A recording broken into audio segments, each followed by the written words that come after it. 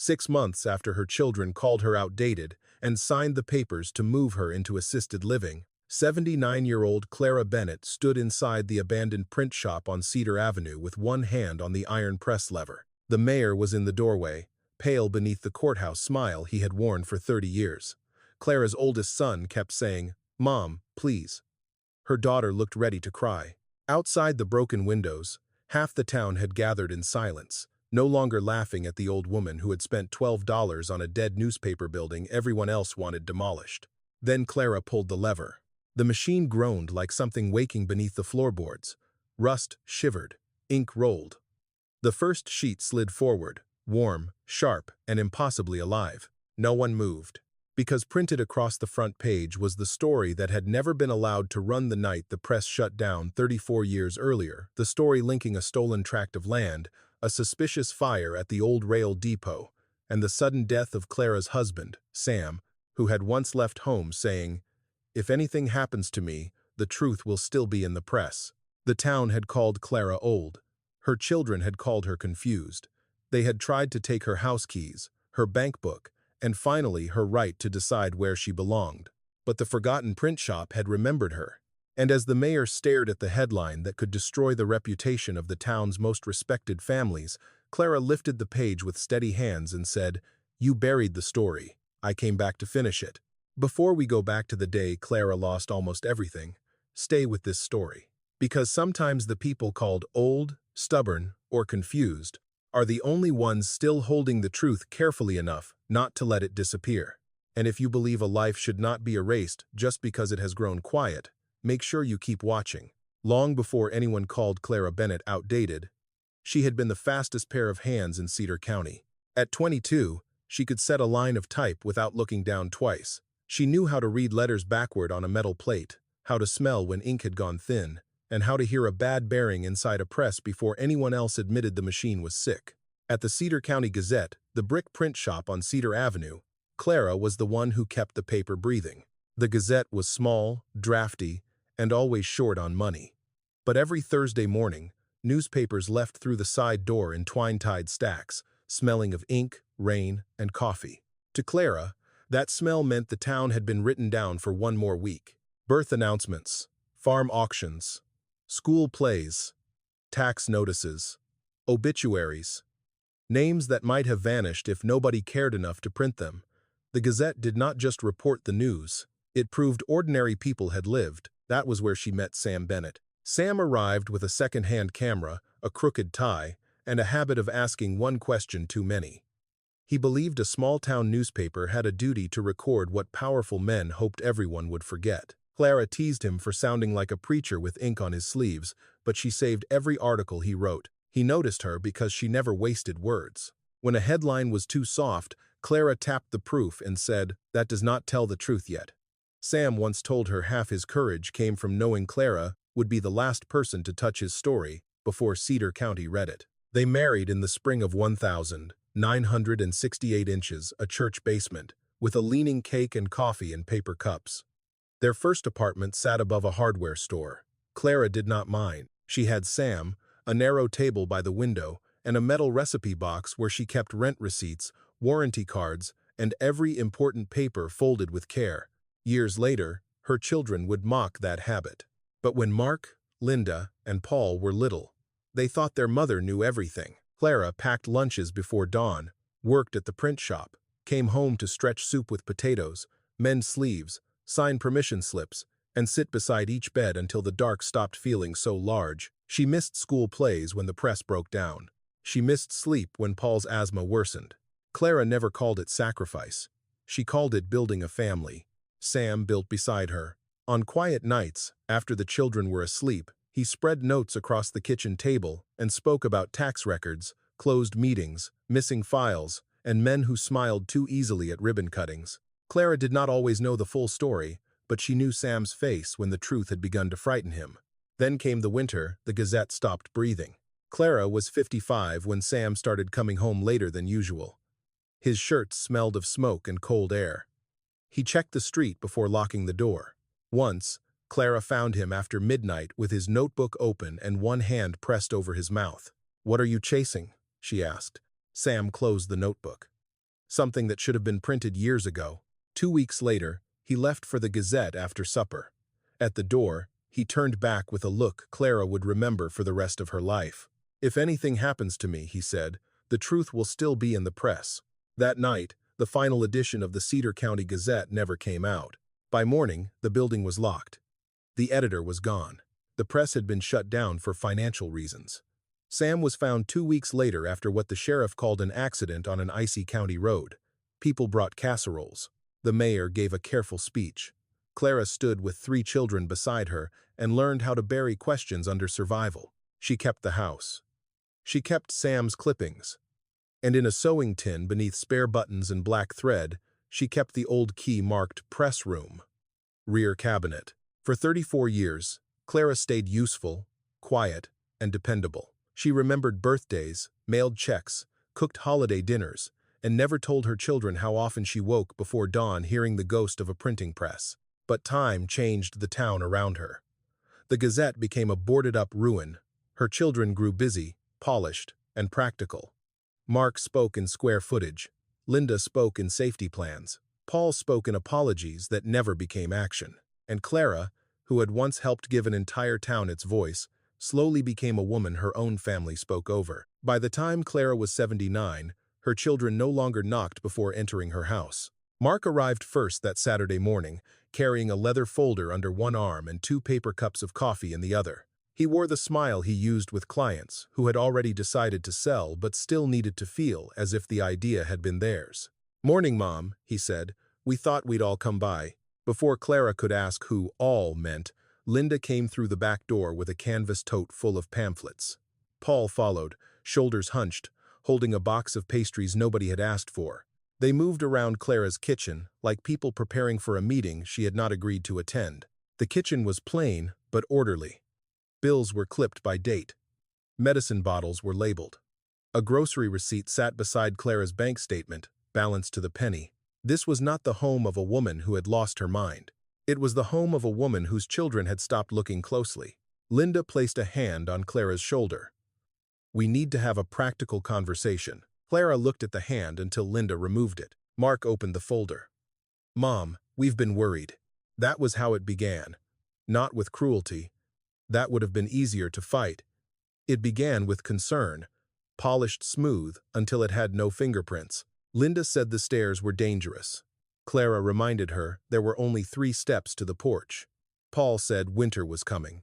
Clara reminded him winter had come 79 times and she had survived each one. Mark said the house was too much responsibility. Clara asked him which responsibility he meant, since he had not cleaned a gutter there in 15 years. "We're not attacking you," Linda said. "We just think it's time to consider assisted living." The words landed on the table between the coffee and pastries. Clara folded the grocery receipt. "Who is we?" The 3 of them exchanged the kind of glance children use when they have already discussed their mother without inviting her into the room. Paul cleared his throat. "We talked to Dr. Hensley's office." "My doctor discussed me with you?" "No," Linda said quickly. "Not exactly. We asked general questions. About aging, confusion, safety." "Confusion," Clara repeated. Mark slid a brochure across the table. On the front was a smiling white-haired woman holding a watering can beside a raised garden bed. The place was called Willow Creek Senior Residence. The woman in the picture looked peaceful, in the way advertisements required old people to look peaceful, grateful, harmless, and already moved out of everyone's way. "It's very nice," Linda said. "Meals, transportation, activities." "I have meals," Clara said. "I cooked one last night." Mark removed several documents from the folder. A property valuation, a senior living application, a medical release, then one paper clipped with a blue tab. Clara did not touch it. "What is that?" "Just a temporary financial authorization," Mark said, "so I can help manage things while we make decisions." "Whose decisions?" "Family decisions. My name is on the deed. My name is on the bank account. My name is on the electric bill.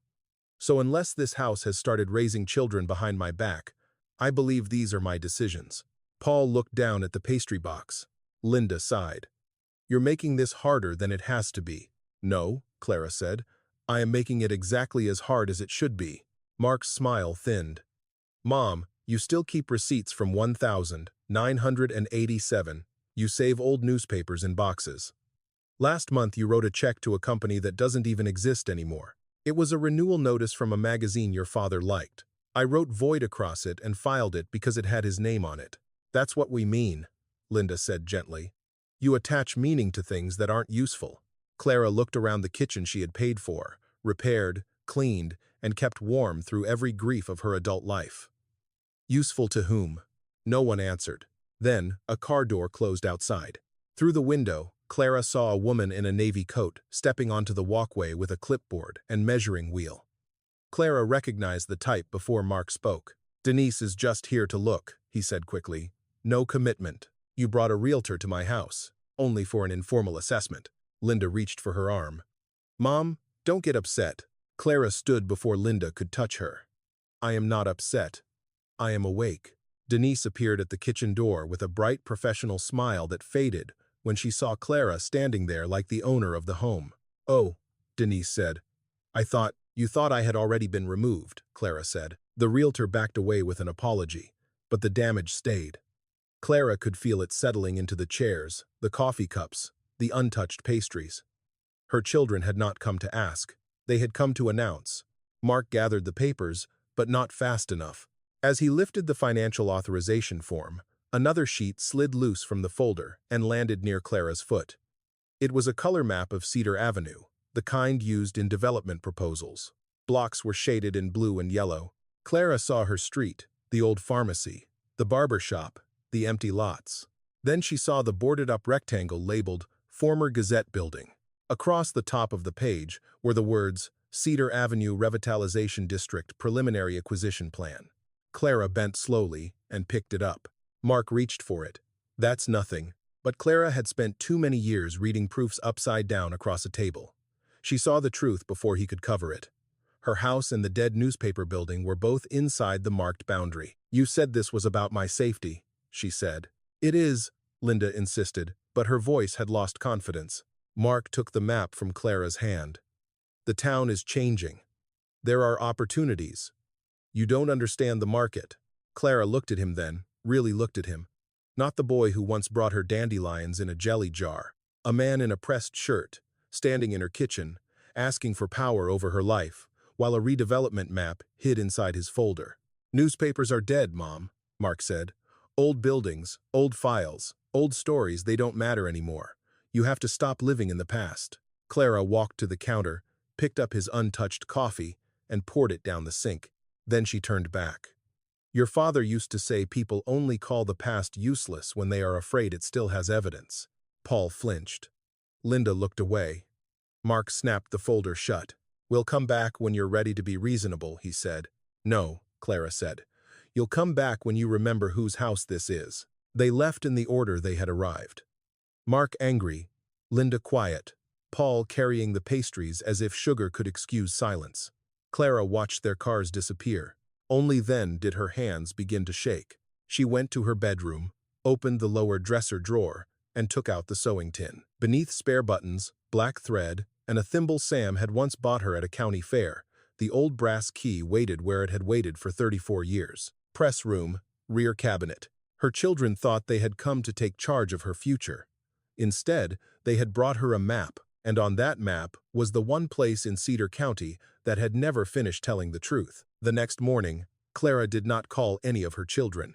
She woke before sunrise, dressed in her gray wool coat, and made herself toast she barely tasted. The sewing tin sat open on the kitchen table, the brass key lying beside her plate like a question that had waited longer than any person should. Press room. Rear cabinet. For 34 years, Clara had told herself there was no reason to go back. The Gazette was gone. Sam was gone. The editor had moved away, or died. She had never been sure which. The building on Cedar Avenue had become one of those places people stopped seeing. A boarded-up shape between the empty pharmacy and a discount phone repair shop that never seemed open. But Mark had brought a map into her kitchen, and on that map, the old print shop had not looked dead. It had looked valuable. By 9 o'clock, Clara was walking down Cedar Avenue with the key in her coat pocket, and Sam's words moving through her mind. The morning was cold enough to sting her eyes. Cars passed without slowing. A delivery truck splashed gray water near the curb, and Clara stepped back just in time, one gloved hand gripping the strap of her purse. The Gazette building waited near the corner, lower and darker than she remembered. Its brick front had faded from red to the color of dried blood. Plywood covered 2 windows.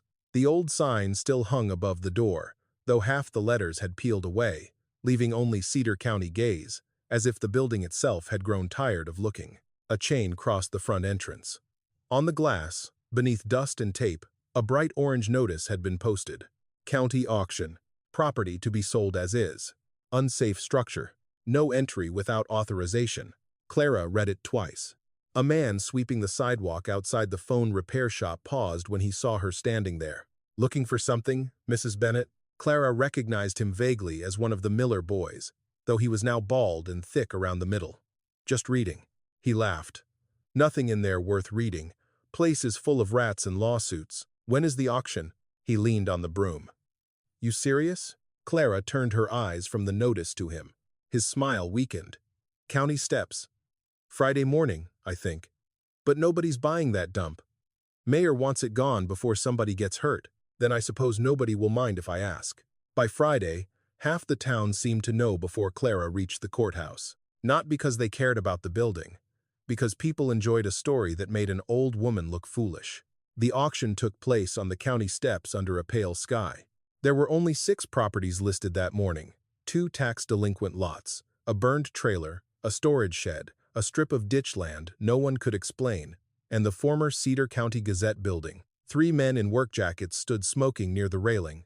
A young woman from the county clerk's office held a clipboard. Mayor Harold Whitcomb appeared near the back, speaking softly with a man Clara recognized from the development map folder. Harold wore a navy overcoat and the same calm face he had worn at Sam's funeral. Clara looked away before memory could weaken her knees. When the auctioneer read the Gazette parcel number, nobody bid. He began at $5,000. Silence. 1,000. A cough from the steps. 500. One of the men laughed. $100, the auctioneer said, already bored. Still nothing. Someone behind Clara muttered, "Only thing that place prints now is mold." A few people chuckled. The auctioneer sighed. "Any opening bid?" Clara lifted her hand. $12. The clerk looked up from her clipboard. The smokers turned. Mayor Whitcomb stopped talking. The auctioneer blinked. "Ma'am, the minimum administrative bid is 10. Then 12 should cover it." A laugh rolled across the steps, sharper than the winter air. Clara heard her name travel through it. Somebody took out a phone. Another person said, "That's Sam Bennett's widow, isn't it?" The words did not sound cruel by themselves, but they carried the old town habit of turning grief into gossip. The auctioneer cleared his throat. "We have $12. Any other bid?" No one spoke. Harold's expression did not change, but Clara saw his hand close around the papers he was holding. "Going once," the auctioneer said. A man near the railing called out, "You planning to restart the paper, Clara?" More laughter. Clara kept her eyes on the courthouse clock. Going twice. The old key seemed to warm in her pocket. Sold for $12 to Mrs. Clara Bennett. The laughter grew louder then, because a sale made the joke official. The clerk guided Clara to a folding table where she signed her name, paid with 3 $5 bills, and received $2 back in change. The receipt was thin and unimpressive, nothing like the heavy deeds and seals people imagined when land changed hands. But Clara folded it carefully and placed it in her purse. A woman near the sidewalk lifted her phone and took a picture just as Clara walked down the courthouse steps. By lunchtime, the picture was on the town's community page. Old woman buys old news. By supper, Linda had called 4 times. Mark had left 2 messages, each one angrier than the last. Paul sent a text that said, "Mom, what are you doing? Please call us." Clara turned the phone face down. Then she opened the envelope the county clerk had given her with the sale packet. Inside were tax forms, liability warnings, a rough floor plan, and a list of known hazards. Clara spread them across her kitchen counter, weighing the corners with salt and pepper shakers. Most of the papers said what everyone already believed: water damage, electrical concerns, roof instability, unauthorized entry prohibited. But one page made her hand stop. It was an older drawing, copied so many times the lines had blurred. Press room, front office, typesetting area, storage, loading bay, boiler closet. At the back of the building, behind a narrow room Clara did not remember, someone had drawn a rectangle in red pencil. The label had been scratched out once, then written again in block letters. Archive. Do not open. Clara stood in the quiet kitchen until the refrigerator motor clicked on and made her jump. She touched the words with one finger. Do not open. For most of her life, Clara had obeyed signs. She had paid bills by their due dates, filed forms in correct order, waited her turn, lowered her voice, thanked people who had not earned it, and accepted explanations that left bruises on the truth. But her children had come for her house with soft voices and legal papers. The mayor wanted the Gazette building gone before she could step inside. And Sam, on the last night the paper was alive, had told her the truth would still be in the press. Clara took the brass key from her pocket and laid it over the red rectangle on the floor plan. For the first time in 34 years, the old print shop no longer looked like a ruin. It looked like a locked mouth, and Clara Bennett was done letting other people decide when it should speak. The first time Clara unlocked the Gazette building, the door resisted as if the place had learned not to trust footsteps. The chain had been removed by the county, but the lock still stuck. Clara worked the key twice, then pressed her shoulder gently against the frame. The door gave way with a wooden groan, and a breath of cold, stale air moved over her face. For a moment, she did not step inside. 34 years had a smell. Dust, wet paper, old ink, mouse droppings, rust. Something faintly sweet from rotting wood. Beneath it all, buried but not gone, was the scent Clara remembered from her 20s, the dark, mineral smell of press ink that once clung to Sam's sleeves and settled under her fingernails no matter how hard she scrubbed. She clicked on her flashlight. The front office appeared first. A broken chair lay on its side near the reception counter. Yellowed newspapers curled along the floor like dead leaves. The calendar on the wall still showed February, 1989. Someone had circled a date in red pencil, but water had blurred the number until it looked like a wound.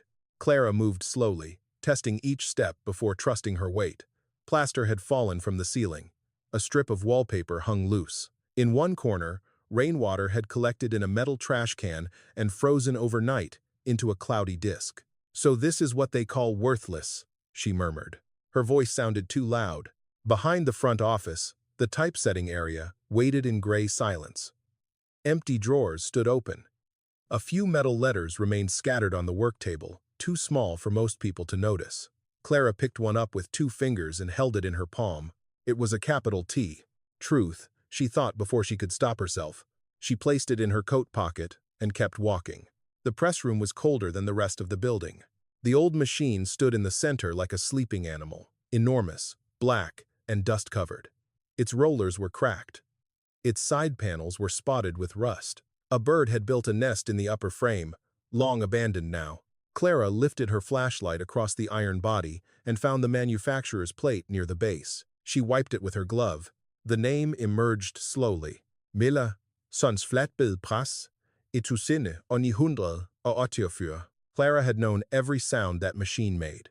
The heavy turn of the cylinder, the slap of paper, the low tremble that traveled up through the soles of her shoes. It had frightened her when she was young, until she learned that powerful things were only frightening when nobody cared enough to understand them. Now, one of the side covers hung open. Clara crouched carefully. Her knees objected, but she ignored them. Inside, dust coated the gears. A belt had split. 2 bolts were missing from the roller assembly. That was expected. Age broke things, but another absence made her frown. The feed pawl was gone. Not broken, not worn down. Removed. Clara leaned closer, shining the flashlight into the empty bracket. Someone had taken it out cleanly, with the right tool, then put the cover back as if the machine had simply failed. Her breath came out white in the cold. The Gazette had not just died. Someone had made sure it could not speak. A sound snapped overhead. Clara froze. Water dripped from a beam, struck the edge of a metal tray, and rang through the press room. She exhaled, annoyed at herself for being frightened by a leak. Still, the building was not safe. The county notice had not lied about everything. By noon, she had found 3 roof leaks, 1 rotted floorboard near the back hall, and a breaker box that looked older than common sense. The small office behind the press room had a cracked window, but its door still closed. Clara decided that if she had to rest somewhere, it would be there. She cleared a space on the desk with her sleeve, spread out the county papers, and ate crackers from her purse. Her phone buzzed 7 times. Mark. Linda. Mark again. Paul. She turned it off. The cold worsened after 2 o'clock. Clara's fingers stiffened inside her gloves.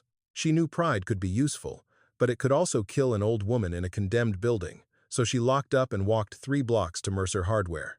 Earl Mercer was behind the counter, sorting screws into drawers with the patience of a man who had given up on rushing years ago. He was nearly Clara's age, broad-shouldered, with silver hair, and a red flannel shirt buttoned wrong at the collar. He looked up over his glasses. "I heard you bought yourself a headache." "I bought a building. That building is a headache with walls. I need tarps, a crowbar, heavy gloves, a lantern, batteries, and whatever a woman can use to discourage mice without poisoning herself." Earl studied her face for a few seconds. Unlike most people that week, he did not smile as if waiting for the joke to finish. "You going in alone?" "I already did." He set down the screws. "Then you need a hard hat, too." Clara almost refused. Then she remembered the ceiling plaster on the floor and nodded. As Earl gathered supplies, he said, "Mayor's been wanting that whole block cleared for years. So I heard. He won't like you slowing him down. I am not responsible for the mayor's happiness." That earned the smallest twitch at the corner of Earl's mouth. When Clara opened her purse to count bills, Earl waved a hand. "Take it. Pay me when you can. I pay my debts." "I know." Sam did, too. The name passed between them like a match struck in a dark room. Clara's fingers tightened around her purse clasp. "You knew Sam?" Everybody knew Sam. Not everybody liked what he knew. Earl placed the lantern on the counter. "Be careful in that place, Clara." She wanted to ask what he meant, but Earl had already turned away to write the items in a small notebook under her name. By late afternoon, Clara was back at the Gazette. She covered the worst roof leak with a tarp as best she could from inside, wedged old trash cans beneath 2 drips, and swept a path from the front office to the press room. Every push of the broom raised dust into the flashlight beam. She worked slowly, resting when her back burned, refusing to let pain turn into panic. Near sunset, while clearing a pile of ruined newsprint beside the press, Clara noticed something wedged below the lower roller. At first, she thought it was a scrap of packing paper. She pulled gently. It tore. She stopped, took a breath, and used Earl's small screwdriver to loosen the edge without destroying it. The paper came free in 2 pieces. It was brittle, stained with oil, and folded so tightly it must have been pushed into the machine by someone who knew exactly where it would remain hidden. Clara carried it to the office desk and held the lantern close. The handwriting was Sam's. Not destroyed. Just hidden. Below those 4 words was a second line, fainter, almost lost where oil had darkened the paper. "Cabinet first. Then Chase." Clara sat down before her legs could fail her. For 34 years, she had carried Sam's last sentence like a stone in her chest. The truth will still be in the press. She had thought grief had made him poetic, or frightened, or both. But this was not poetry. It was instruction. Outside, Cedar Avenue darkened. Through the cracked window, Clara could see headlights passing, people going home to warm kitchens and lit televisions. Her own house sat across town, full of furniture her children wanted to measure, price, and remove. Here, in a freezing office with a leaking roof and a dead bird's nest in the press, Clara felt something she had not felt since the morning Sam died. Not happiness. Not yet. Purpose. She folded the oil-stained paper with care, placed it beside the brass key, and looked toward the dark rear hallway where the floor plan had marked a room she did not remember. Archive. Do not open. For the first time, the warning no longer sounded like a threat. It sounded like an invitation. Clara returned to the Gazette before sunrise with Earl's lantern, a thermos of coffee, and the brass key tied to a ribbon around her wrist. She did not tell herself she was brave. Brave sounded too clean for what she felt. Her stomach ached. Her fingers hurt from yesterday's cold. Every shadow in the rear hallway seemed to lean toward her, as if the building had been waiting to see whether she would lose her nerve. Cabinet first, then Chase. Sam's words had kept her awake most of the night. The rear hallway was narrower than she remembered, lined with warped paneling and old employee notices curled at the corners. At the end stood a metal cabinet almost hidden behind stacked delivery crates. Dust covered its doors. A dead padlock hung through the handles, brown with rust. Clara lifted the key. It slid in halfway and stopped. For one terrible second, she thought time had changed the lock beyond use. Then she pressed the key deeper, jiggled it once the way Sam used to do with stubborn drawers, and felt the mechanism give. The padlock opened with a small, tired click. Inside the cabinet were not gold bars, cash, or anything her children would have understood as treasure. There were flat metal plates wrapped in yellowing paper, proof sheets clipped together with blackened clips, envelopes of photographs, and a brown notebook tied with string. Clara reached for the notebook first. Sam's handwriting filled the pages, neat at the beginning, then sharper and more hurried. Dates, initials, parcel numbers, names of families Clara had known from church suppers and school fundraisers. Brooks, Alvarez, Whitaker, Dunn. Besides several names, Sam had written the same phrase. Tax notice altered after filing. Clara turned another page. Old rail depot fire not accidental. Records stored there. Ask Mabel B. The room tilted slightly around her. Mabel Brooks had been a laundress who lived near the tracks.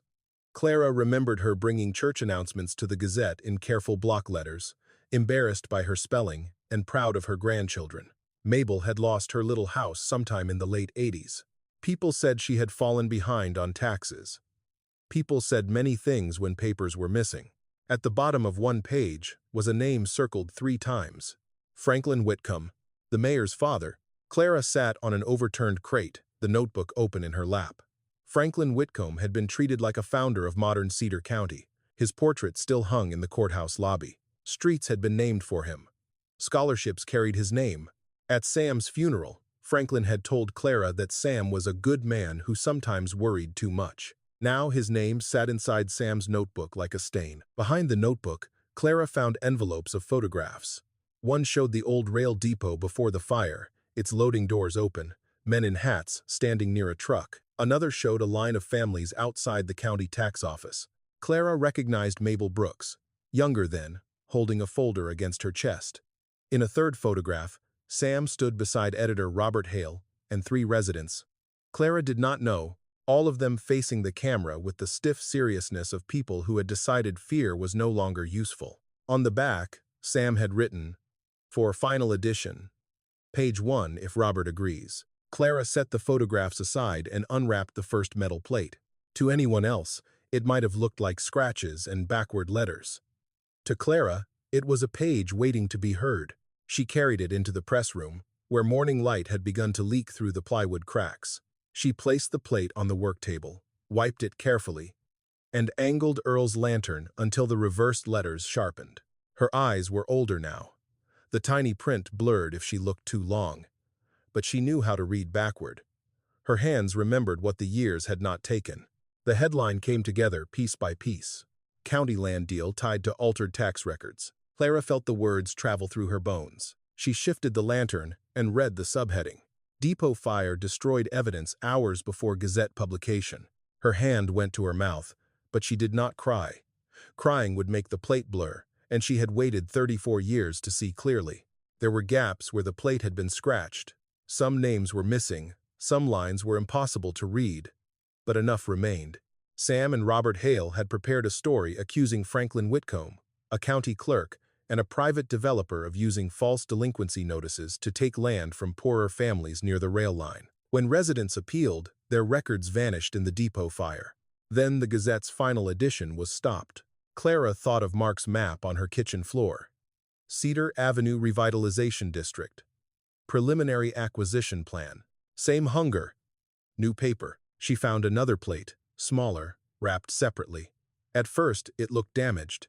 The surface was dull, almost blank. Clara nearly set it aside before noticing faint pressure marks along the edge. Not inked, she realized. Blind impression. Someone had made a plate that could not be read until pressed. The old press could not run without the missing feed pawl, but Clara did not need the whole machine for a proof. Not yet. She had made emergency pulls before, in storms, outages, and deadline disasters, when men shouted, and Clara solved what shouting could not fix. She took a roller from a drawer, cleaned it with oil and rags, found a tin of old black ink hardened at the edges, and worked a usable smear onto a scrap of glass. Her wrists protested. Her shoulders burned. Twice, she had to stop and breathe through the pain. But pain was not failure. She inked the plate lightly, laid a sheet of clean paper over it, and pressed with the back of a wooden block. The first attempt was too faint. The second smeared. On the third, letters rose from the page like something climbing out of deep water. Clara carried the proof to the office window. Bennett threatened after refusing to drop story. Below it was only part of an article, but one sentence remained clean. Reporter Samuel Bennett told colleagues he had placed duplicate evidence inside the press assembly in the event the final edition was seized. The coffee in Clara's stomach turned cold. Sam had not died carrying the secret. He had hidden it where only someone like Clara could follow. A sound came from the front of the building. Clara folded the proof and slipped it inside her coat. "Mrs. Bennett," Earl called. "You alive in here?" She closed the cabinet before answering. In the back, Earl appeared with a toolbox in one hand and 2 paper bags in the other. "Brought biscuits. And before you argue, I was going to eat one anyway." Clara almost smiled, but her face would not obey. Earl saw the notebook on the crate, the plates on the table, and the old grief in her eyes. His voice lowered. "You found something." "I found why Sam was afraid." Earl set the bags down carefully.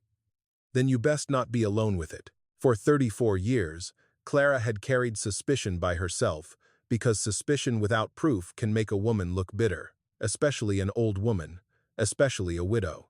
But now the proof lay in metal, ink, paper, and handwriting. The town had laughed because it thought she had bought a ruin. Her children had worried because they thought she was losing her grip. But Clara Bennett had not lost her grip. She had found the edge of the truth. And now she intended to pull. Nia Brooks first came to the Gazette because of a joke. She had seen Clara's picture on the town community page during her lunch break at the copy shop, where she worked the late shift feeding church bulletins, restaurant menus, and eviction notices through machines that smelled of hot plastic instead of ink. The caption under Clara's photograph bothered her. "Old woman buys old news." Most people added laughing faces. A few wrote warnings about unsafe buildings and stubborn seniors. Someone said Clara Bennett needed her children to step in before she hurt herself. Nia stared at the picture longer than she meant to. There was something in Clara's posture that did not look confused. The old woman stood before the ruined print shop with her purse under one arm and her chin lifted. Not proud exactly, but braced. Nia knew that look. It was the look of someone pretending the world's laughter had not landed. 2 evenings later, just after dusk, Clara heard a knock on the Gazette's front door. Earl had gone home after helping her move the heaviest boxes away from the rear cabinet. The building had 1 working lantern, 3 covered leaks, and a narrow path swept through the dust. It was still cold enough that Clara wore her coat indoors. She opened the door only as far as the chain allowed. A young woman stood outside with a backpack over one shoulder and a paper bag in her hand. She was thin, with tired eyes, dark curls under a knit cap, and the cautious stillness of someone used to being asked to leave. "Mrs. Bennett, I'm Nia Brooks." The name struck Clara before the face did. "Brooks? My grandmother was Mabel Brooks." Nia lifted the paper bag. "I brought coffee. I figured old buildings don't come with good heat." Clara almost said she did not need help. Then she noticed the girl's red fingers, the overfilled backpack, and the way she kept one foot angled toward the street, ready to retreat. She unhooked the chain. Inside, Nia looked around the front office. "Wow, this place is worse than the pictures. That is not the most flattering first sentence I've heard. Sorry. I work at Quick Copy on Route 9. We insult old machines until they save us during a rush." Clara took one of the coffees. "Then you understand machines have feelings. My boss says machines have maintenance schedules. Your boss lacks imagination." For the first time, Nia smiled. They drank coffee in the office, where Clara had cleared 2 chairs and set Sam's notebook under a folded cloth. She did not explain the plates yet. Trust was not a door Clara opened simply because someone knocked with caffeine. Nia warmed her hands around the cup. "I saw the post about you. People were cruel. People often call it humor when they do not want to call it cruelty. My grandmother used to say that." Clara studied her. "Mabel was a good woman. You knew her? She brought church announcements here, always in block letters. She said cursive made words act slippery." Nia looked down. "She died when I was 12. Mom died last year. I'm sorry. Thanks." Naya said it quickly, as if sympathy was something she had learned to step around. After Mom passed, everything got messy. Rent, medical bills, relatives who said they'd help and then didn't. I sleep in my car sometimes. Not to be dramatic, cars don't ask for deposits. The sentence settled inside the room. The Gazette had once printed names so people would not disappear. Now Mabel Brooks's granddaughter stood in the same building, with nowhere steady to put her own. "You came to bring coffee?" Clara asked. "And to ask if you needed help," Nia shrugged. "I know scanners, layouts, basic photo restoration, digital stuff. Not real newspaper stuff. Different tools," Clara said. "Same problem." "What problem?" "Getting people to look at what they would rather ignore." That was the sentence that changed the evening. Clara took the cloth off Sam's notebook. She did not show Nia everything, only the photograph of Mabel standing outside the tax office with a folder held tight to her chest. Nia reached for it, then stopped before touching, as if the paper might bruise. "That's Grandma," she whispered. Clara laid out 2 more photographs. In one, Mabel stood near the rail depot beside Sam and Robert Hale. In another, several families faced the camera with the tense dignity of people who had already been dismissed by someone behind a desk. Nia's voice thinned. "My mom always said Grandma lost the house because she got careless after Grandpa died. That's what the county told her." Sam wrote that tax notices were altered. Nia looked up sharply. "Altered? I do not know enough yet to say more. But you think they stole it?" Clara did not answer quickly. An accusation was a match. Once struck, it could warm a room or burn it down. "I think your grandmother deserved better than a town story that made her sound irresponsible." For several minutes, the only sound was water dripping into a bucket. Then Nia wiped her face with her sleeve, angry at the tears more than ashamed of them. "Can I scan these?" "Why?" "Because paper gets lost. Files get thrown away. People say things never existed. If we make copies, and copies of copies, they have to work harder to erase it." Clara looked toward the press room, where metal plates waited beside a machine someone had tried to silence. "Your grandmother would have liked you," she said. By the end of the night, Nia had set up an old flatbed scanner from her car and balanced it on the reception counter.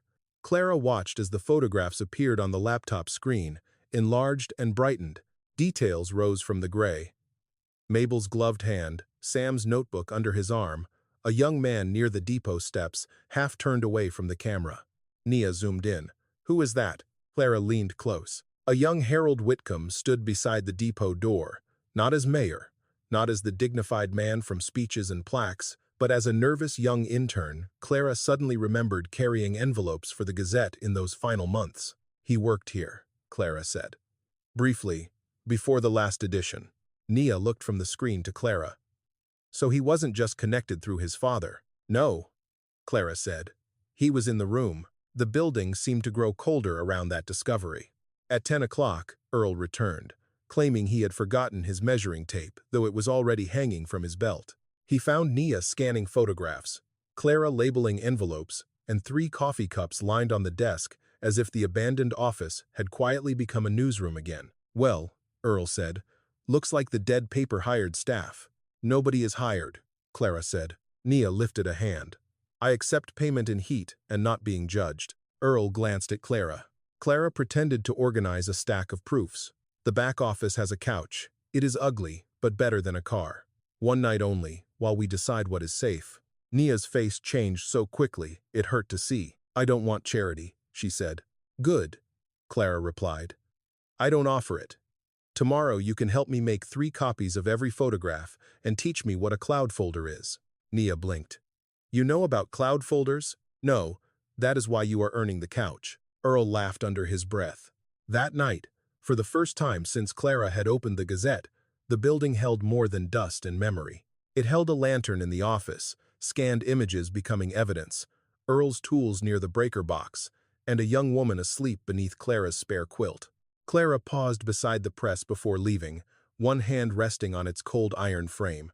For 34 years, she had thought Sam's hidden truth belonged only to her grief. Now Mabel Brooks's granddaughter was under its roof.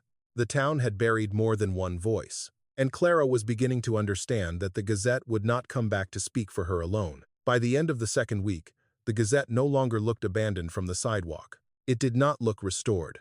Not yet. The plywood still covered half the front windows, the roof still complained during rain, and anyone stepping inside had to avoid the soft board near the hallway.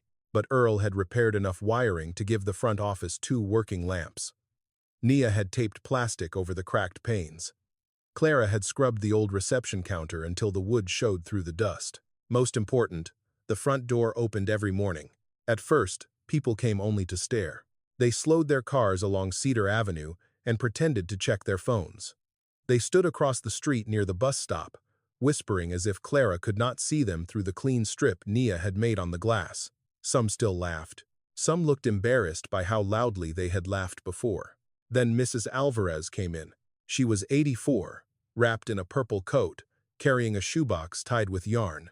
Clara remembered her as a young mother who had once brought tamales to the Gazette staff after Sam wrote a kind article about her son's scholarship. Now her hands shook as she placed the box on the counter. "My daughter says I should throw these away," Mrs. Alvarez said. "But my husband kept every tax receipt from the old house by the tracks." Clara untied the yarn carefully. Inside were receipts, letters, photographs, and a folded notice stamped "Delinquent" in red. Nia scanned each page, while Mrs. Alvarez explained how her family had paid what they owed, then somehow still lost the property. Earl brought over a chair when her knees began to tremble. After that, word traveled in a different tone, not as mockery, as a question. "Do you still have papers from back then?" By Wednesday, 2 more people came. By Friday, 5. An old man named Mr. Whitaker brought a cigar box full of canceled checks. A retired school secretary brought minutes from a county meeting that had never appeared in the public archive. A woman Clara did not know brought a photograph of her father standing outside the rail depot 3 days before the fire, holding a ledger under one arm. Each person arrived with the same apology. "This probably doesn't matter. My kids said it's junk. I don't know why I kept it." Clara gave each one the same answer. "Let us look before we decide what history can afford to lose." Nia created folders on her laptop with names Clara recognized from Sam's notebook. Brooks, Alvarez, Whitaker, Dunn. She labeled scans by date, family, parcel number, and source. Clara watched her work with a strange admiration. The tools were different, yes, but Nia handled each file the way Clara had once handled type, carefully, because one misplaced letter could change the whole truth. One evening, Nia posted a short video. Not a mocking one. She filmed the Gazette's front room under warm lamplight, Earl repairing a drawer, Clara placing old receipts into protective sleeves, and Mrs. Alvarez touching a photograph of her husband with 2 fingers. Nia did not show the most sensitive documents. She only said, quietly, that an old newspaper building was becoming a place where forgotten records could be saved before they disappeared. The video ended with Clara at the counter. Nia asked from behind the camera, "Why does this matter?" Clara did not look at the lens at first. She looked at the boxes stacked around her, the names written in fading ink, the faces returning from drawers and closets. Then she said, "Because when people lose the paper that proves what happened to them, the world starts calling their pain a rumor." By morning, the video had been shared across the county. That was when Mayor Harold Whitcomb came to visit. He arrived alone, just before closing, wearing a dark overcoat and an expression arranged into concern. Clara was in the front office sorting copies into folders. Nia was in the back, scanning Mrs. Alvarez's receipts. Earl had gone to fetch weather stripping and, Clara suspected, pie. Harold stepped inside without waiting to be invited. "Clara," he said softly, "you've been busy." She slid a folder closed. "So have you, from what I hear." His eyes moved across the room. The cleaned counter, the lamps, the boxes, the scanner, the handwritten sign Nia had taped to the wall. "If they told you it didn't matter, bring it here." "This is admirable," Harold said. "Community memory is important. That is a generous position for a man whose office filed a demolition request before I bought the building." His smile did not disappear. It simply stopped reaching his eyes. "You know how these things work. Old structures become liabilities. We have to think about public safety." "Public safety," Clara repeated. "Is that what your father called it?" For the first time, Harold's face changed. Only slightly, but Clara had spent a lifetime reading small changes before ink dried. She saw the tightening near his mouth. She saw his eyes move toward the rear hallway. "My father served this county honorably. Harold said. Sam thought he altered tax records. Sam worried about many things. Before or after he was threatened, Harold removed his gloves finger by finger. He laid them on the counter, as if settling himself into patience. Clara, grief can turn old suspicions into certainty. I would hate to see people take advantage of you. People have been taking advantage of silence for longer than they have been taking advantage of me. Behind them, the scanner stopped humming. Nia had come to the doorway. Harold noticed her, then noticed her name tag from Quick Copy still pinned to her sweater. Miss Brooks, isn't it? Nia did not answer. My office has resources, he said. Housing contacts, employment programs. You should be careful about involving yourself in matters you don't understand. Clara stepped between them before Nia could shrink backward. She understands enough. Harold picked up his gloves. I hope so, because buildings like this attract attention. Inspectors, insurance concerns, fire code. Once the county starts asking questions, good intentions may not be enough. He turned toward the door, then paused beneath the faded Gazette sign. You should let the past rest, Clara. She looked at the old press visible through the inner doorway, its iron frame catching the lamplight. I tried that, she said. It did not rest, it waited. Harold left without another word. Earl returned 10 minutes later with pie and a face that hardened when Clara told him about the visit. That man doesn't make friendly calls, he said. No, Clara said. He came to see how much we had.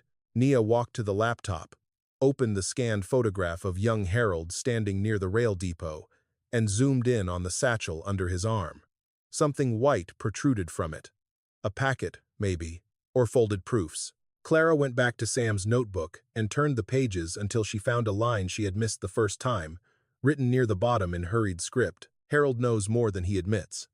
Ask what he carried out. For a while, none of them spoke. Outside, Cedar Avenue was dark, but the Gazette's lamps burned against the windows. People driving past could see movement inside now. An old woman, a young woman, and an old man standing over a table of recovered names. The town had begun by laughing at Clara for buying a dead building. Now the dead building was collecting witnesses. Mark returned to the Gazette on a Tuesday morning with Linda, Paul, and the careful expression of a man who had already decided concern would protect him from blame. Clara saw them through the front window before they entered. Mark walked quickly, coat open, leather folder under one arm. Linda followed with her lips pressed tight. Paul came last, looking as if he had been dragged by guilt rather than loyalty. Inside, Nia was labeling scanned receipts at the counter. Earl stood near the wall with a toolbox open at his feet. The sign Nia had taped above the desk read, "If they told you it didn't matter, bring it here." Mark stared at it. This has gone far enough. Clara did not step back. Good morning. Linda's eyes moved to the folded blanket on the office couch. Mom, is this girl sleeping here? Nia straightened. I can leave. No, Clara said. You can stay. Mark dropped his folder on the counter. This building is unsafe. You know that. And now you're letting strangers live in it? She is not a stranger. You met her 2 weeks ago. I have known people my whole life who have shown less decency in my kitchen. Paul lowered his eyes. Linda softened her voice, which always made Clara more careful. Mom, we're worried. There's exposed wiring, roof damage, no heat, and you're spending every day in a condemned building. Earl fixed the worst wiring. Earl lifted one hand. Temporarily, Mark pointed at him. Exactly. Even he says it. I said temporary, Earl replied. Not hopeless.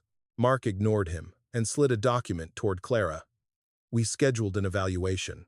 Clara looked at the paper without touching it. An evaluation of what? Capacity, Linda said. Just to make sure you understand the risks. Nia's face tightened. Clara raised one finger, stopping her. Risks, Clara said, such as buying property with my own money. Such as isolating yourself, Linda answered. Such as trusting people who may want something from you. Clara looked at Mark. And what does your brother want? Mark flushed. I want you safe. Is that why my house and this building were both inside your redevelopment map? Linda turned. What map? Mark's silence answered too much. The one he dropped in my kitchen, Clara said. Cedar Avenue Revitalization District. Preliminary acquisition plan. Linda's grip loosened on her purse. Paul looked at Mark. It's not what she's implying, Mark said. I consult on property transitions. That doesn't mean I'm taking advantage of anyone. No, Clara said. It means you learned cleaner words for it. Before Mark could answer, a white county vehicle pulled up outside. A man in a hard hat stepped out with a clipboard. Behind him came Mayor Harold Whitcomb, buttoning his overcoat, as if his arrival were an accident. Earl closed his toolbox. Nia whispered, "That's the inspector?" Clara watched Harold pause on the sidewalk and take in everything. Her children, the boxes of records, Nia, Earl, the open front door. His timing was too perfect. The inspector entered first. "Mrs. Bennett?" "Dale Morrison, County Building Inspector. I'm here for a safety review based on reports of unauthorized occupancy and public access." Harold followed with a calm, regretful look. "Clara, once concerns are raised, the county has to respond." "Concerns raised by whom?" "The community," Harold said. Nia glanced toward the empty sidewalk. "The community seems shy today." Morrison began writing. "Water damage, temporary electrical repair, unsafe rear access, possible occupancy without permit." He placed red tags near the hall, the breaker box, and the office door. Each one looked, to Clara, like a small attempt to make the building bleed on paper. Linda moved closer. "Mom, please come home with us today. We can sort this out later. My home is not a waiting room for your decisions." Mark lowered his voice. "You're proving our point." "No," Clara said. "I am standing in a room while men with clipboards try to make my life smaller." The inspector cleared his throat. "I'll recommend temporary closure until the property meets minimum safety requirements." Nia went pale. "Closure? What about the records?" "They can remain inside," Morrison said. "No public entry until further notice." "And if the building does not meet requirements?" Clara asked. Morrison glanced at Harold. Harold answered, "If a structure remains unsafe, demolition may become necessary." Earl stepped forward. "Before she's had a real chance to repair it, there are procedures," Harold said. Clara looked at the inspector's clipboard. "May I see the complaint?" "Not at this time." "Then may I see the demolition procedure?" Harold's face tightened. "That is premature." But Morrison turned a page too late. Clara saw the header before he covered it. Pre-demolition review, Cedar Avenue Parcel 17. B. The date was 3 weeks before the auction. Clara felt the room sharpen around her. "You prepared to tear this building down before I bought it," she said. Harold did not blink. "Preparatory paperwork is common. Common for buildings, no one is supposed to look inside." Morrison shifted. "Mayor, I was told the ownership would revert to county control." "By whom?" Clara asked. No one answered. Mark reached for her arm. "Mom, stop. You're making enemies you don't need." She stepped away before he could touch her. "I had enemies before I knew their names." Linda stared at the clipboard. "Mark, did you know about this?" "I knew the block was under review." "And you didn't tell us?" "I was trying not to upset Mom." Clara laughed softly. "You brought a realtor to my kitchen, a capacity evaluation to my counter, and an inspector to my door. But the truth was too upsetting?" Paul whispered. "I'm sorry." Clara turned to him. "Sorry is a word, Paul. I am drowning in words." Morrison placed a red notice on the front glass. "Temporarily closed county safety order." Nia moved toward the office. "My bag is in there. You may retrieve personal items under supervision," Morrison said. Nia stopped. "That couch was the first place I slept without being scared in months." Linda looked at her then, really looked. Clara went into the office herself, picked up Nia's backpack, and slipped a folder of scanned copies inside before handing it over. Harold noticed. "Those records should stay on site." "They're copies," Clara said. "The originals are safe." It was not entirely true, but enough copies existed now that the truth no longer lived in one room. Outside, several townspeople had gathered. Someone lifted a phone, but this time no one laughed. Clara stood inside the marked doorway with Nia beside her, Earl behind her, and her children facing her from the other side of the notice. Harold adjusted his gloves. "This does not have to become unpleasant." "It already did," Clara said. "You are simply late noticing." Mark shook his head. "What do you want, Mom?" Clara looked past him toward the old press in the back room. "A public hearing," she said. "If the town wants to silence this building again, let them do it with every light on." For the first time that day, Harold's calm expression broke. Not much, but enough. Clara had asked for the one thing men like him feared most. Witnesses. The public hearing was scheduled for Thursday at 6 in the evening, but people began gathering outside the Gazette before 5. Not outside the courthouse, not inside the council chamber with its polished microphones and framed photographs. Clara had insisted the hearing take place at the building in question, where the red closure notice still clung to the glass and the old press waited behind the front office like a witness no one had called yet. Mayor Harold Whitcomb objected. The county attorney objected. Mark called it dramatic. Linda called it risky. Clara called it fair. "If you want to condemn a place," she had said, "stand inside it while you do." By 6, folding chairs filled the front room. People stood along the walls, in the doorway, and outside the windows where Nia had peeled back the plastic so voices could carry. Dale Morrison, the inspector, sat near the counter with his clipboard. Harold stood beside the county attorney. Mark, Linda, and Paul stayed together near the sidewall, looking less like a family than 3 people waiting for a verdict none of them could control. Clara sat at the old reception desk with a cardboard box in front of her. Nia sat beside her, laptop open. Earl stood near the press room door with grease still under his fingernails. In his coat pocket was the replacement feed pawl he had spent 3 nights shaping from salvaged metal using an old manual Clara had found in the cabinet. Harold began with safety. He spoke calmly about liability, deterioration, public access, unauthorized occupancy, and the county's duty to protect citizens from dangerous structures. He never once said the word truth. He never said Sam's name. He never mentioned the pre-demolition form dated 3 weeks before Clara's purchase. When he finished, Mark stepped forward. "My mother is a good woman," he said. "No one is questioning that. But she is grieving, isolated, and being encouraged by people who do not understand the legal and physical risks here. My siblings and I only want what's best for her." A few heads turned toward Clara. She did not rise yet. Linda watched Mark with a troubled expression. Paul kept rubbing his hands together as if trying to wash off something invisible. Then the county attorney asked Clara if she wished to respond. Clara stood. She did not raise her voice. "For 34 years, she said, "this town was told the Cedar County Gazette closed because it ran out of money. We were told my husband died because of an icy road. We were told several families lost land because they failed to pay taxes. We were told many things by people who had official stamps and clean offices." She opened the cardboard box. "I brought paper."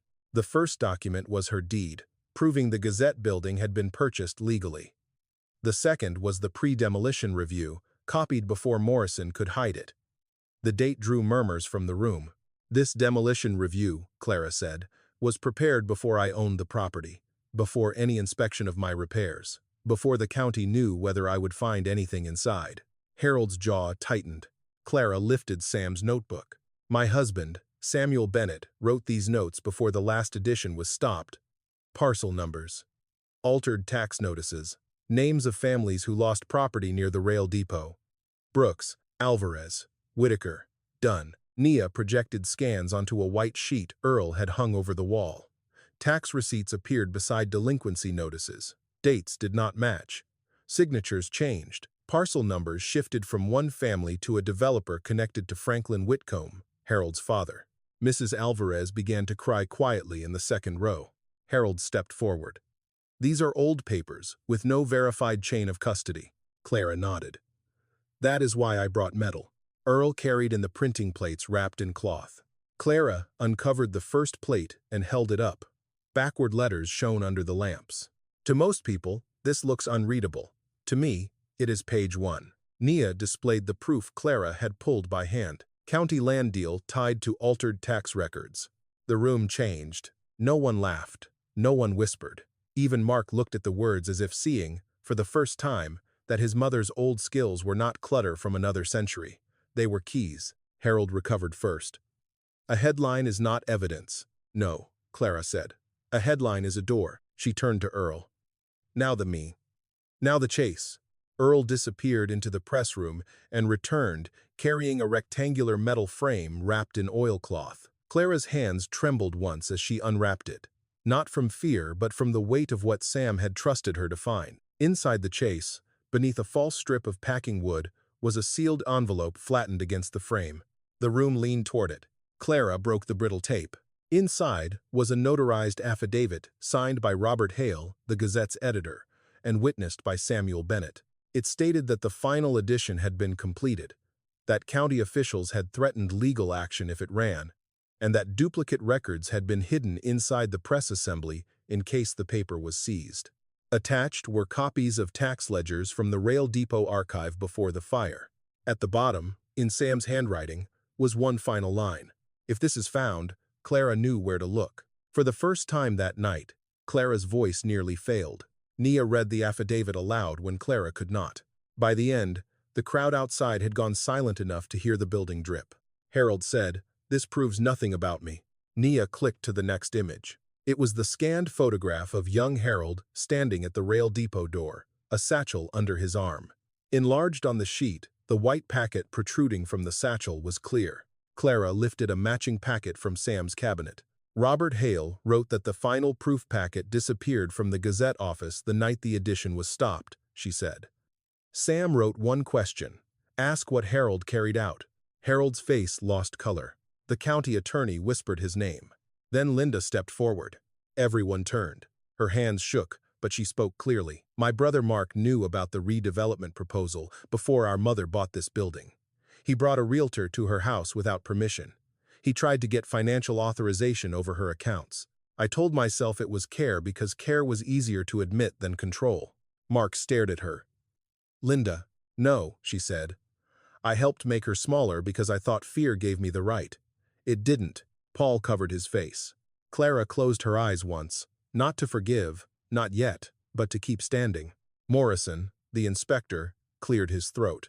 Given the documents presented, I recommend postponing demolition pending independent review. Harold snapped. You don't have authority to. I have authority to refuse a rushed condemnation, Morrison said. And I intend to use it. The crowd outside stirred. But Clara was not finished. She looked toward the press room. For 34 years, people argued about what the Gazette would have printed. Arguments can be dismissed. Originals can be hidden. So let the paper speak for itself. Earl moved fast for a man his age. He fitted the replacement feed pawl into the press assembly. Nia brought the ink. Clara set the plate with hands that remembered the machine better than they remembered sleep. Harold stood in the doorway. Clara, don't. Mark whispered, Mom, please. The old press groaned when Earl turned the wheel. Clara placed one hand on the iron lever. For a moment, she saw Sam as he had been on that snowy night, his hand on their front door, asking the future to be braver than the present. Then Clara pulled. Rust shivered. Ink rolled. The first sheet slid forward, warm and sharp and alive. Nia lifted it carefully and held it for everyone to see. County land deal tied to altered tax records. Below it, the names appeared. The dates, the depot fire, the threats, the families. Mabel Brooks, Alvarez, Whitaker, Dunn, Samuel Bennett. Outside, someone began to weep. Inside, Harold Whitcomb stood beneath the broken Gazette sign and said nothing at all. Clara took the page from Nia and held it with both hands. She did not look triumphant. Triumph was too small for a moment like that. She looked tired. She looked free. You buried the story, she said. I came back to finish it. And this time, Cedar County had to read every word. By morning, the story Clara had finished was no longer only a story. It was evidence. The county attorney requested an independent review before sunrise. By noon, the state records office had been contacted. By the end of the week, Mayor Harold Whitcomb announced that he was stepping aside temporarily while questions about old land transfers were examined. He used careful words, the kind powerful men chose when surrender had to sound like scheduling. But Cedar County heard the difference. For the first time in decades, people said Mabel Brooks's name without pity. They said Alvarez, Whitaker, Dunn, and Bennett not as rumors, not as old troubles, but as families who had been wronged on paper and then erased by fire. Clara did not celebrate. After the hearing, she slept for 12 hours, then woke with her hands aching and the house quiet around her. For one confused second, she reached across the bed for Sam. Her fingers found only the folded final edition on the nightstand. She touched the headline. You were right, she whispered. Her children came back differently. Paul arrived first, alone, with no pastries, no folder, and no prepared speech.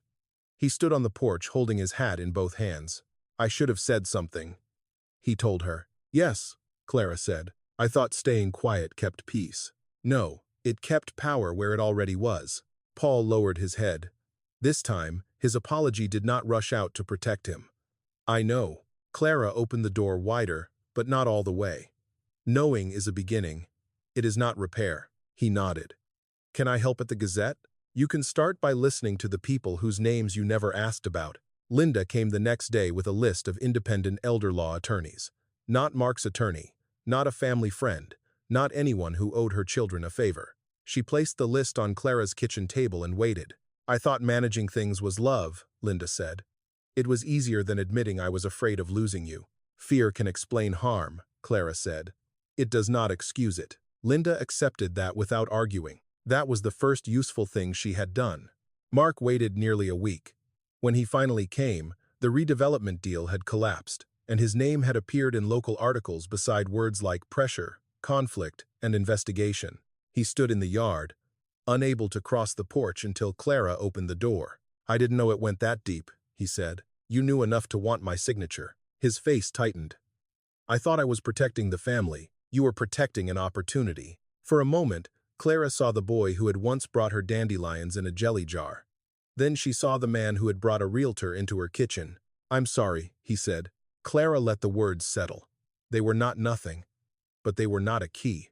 I hope you become someone who means that after it costs you something, she said. She did not invite him inside. Winter loosened slowly after that. The Gazette remained closed for repairs, but no longer condemned. Earl organized volunteers to replace rotted boards, seal windows, and bring the wiring up to code. Retired carpenters arrived with tool belts. Teenagers came for community service and stayed because Earl taught them how to use a level without insulting the wall. Mrs. Alvarez brought soup on Fridays. Mr. Whitaker brought old chairs from his church basement. Nia became the first person Clara trusted with a new front door key, not the brass key to Sam's cabinet. That one stayed with Clara, a new key, for the door everyone would use. You sure? Nia asked, turning it in her palm. No, Clara said, but trust does not grow if nobody plants it. By spring, the faded sign above the entrance had been cleaned and repainted. Beneath the Cedar County Gazette, Nia added a smaller board in careful black letters. The Last Edition House, Community Press, and Memory Archive. Clara objected at first. The name sounded too final. Nia shook her head. The last edition was not the end. It was where we started again. So Clara let it stay. The first public day was not grand. There was no ribbon cutting, because Clara refused to let any politician hold scissors in front of her building. Instead, she opened the front door at 9 in the morning and placed a blank sheet of newsprint on the counter. Across the top, Nia had printed one line. Tell us what they forgot. People came slowly. An old veteran brought letters from a brother who had never made it home. A retired teacher brought photographs of students missing from the school archive. A woman brought eviction papers she had been too ashamed to show anyone. A teenager brought a poem about his grandfather. Clara received each story as if it mattered before anyone proved it did. Because that was the lesson. People should not have to become evidence before they are believed. Linda began volunteering on Saturdays. She did not take charge. She filed, scanned, made coffee, and asked permission before touching anything. Paul listened to Mrs. Alvarez tell the story of the house by the tracks and did not interrupt. Mark did not come for a long time. Then, one rainy afternoon, he left a box at the door. Inside were Clara's old newspapers, the clippings he had once called clutter, returned in careful order. On top was a note. I am beginning with what I should not have thrown away. Clara read it twice, then placed it in a folder marked Mark Repair, not finished. She did not know whether forgiveness would come. She no longer believed forgiveness had to arrive on anyone else's schedule. Her heart was not a courthouse. No one could file papers and demand entry. On the wall behind the front desk, Sam's final edition hung in a wooden frame, not as a weapon, not as proof that Clara had won, as a reminder that silence is never empty when truth has been locked inside it. On quiet evenings, Clara sometimes stood in the doorway and listened. Nia laughing in the archive room, Earl teaching a boy to clean ink from a roller, Linda turning pages carefully, rain touching a roof that no longer leaked. Clara Bennett had not saved the Gazette because she wanted the past back. She saved it because someone would always need a place to bring the part of their life others had tried to erase. So every morning, she unlocked the front door, turned on the lamps, and placed one fresh sheet on the counter. A blank page, an open door, a voice waiting to be printed.